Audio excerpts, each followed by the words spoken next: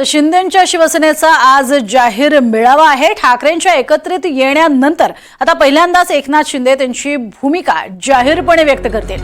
आगामी निवडणुकीच्या पार्श्वभूमीवर एकनाथ शिंदे यांनी तयारीला सुरुवात केली आहे। तर आजच्या पदाधिकाऱ्यांच्या मेळाव्यात शिंदे नेमकं काय बोलतात याकडेही सगळ्यांचं लक्ष असेल।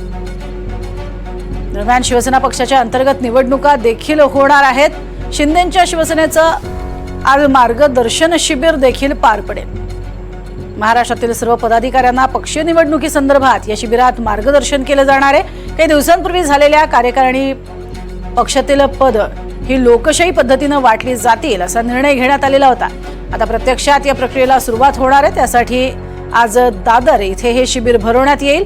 पक्षाचे मुख्य नेते उपमुख्यमंत्री एकनाथ शिंदे हे या बाबतीत मार्गदर्शन करतील। माननीय एकनाथ शिंदे साहेबांच्या नेतृत्वात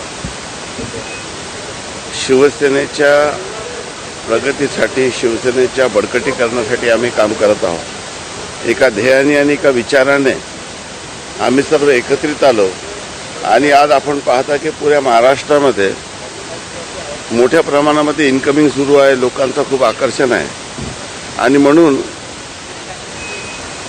आज आमची बैठक देखील आहे। आणि कोर्टाच्या निकालासाठी आम्ही कधी काही खूप जास्त चिंता केली नाही, कारण की आहे त्या प्रत्येक परिस्थितीमध्ये समोर जाण्याची आमची तयारी आहे।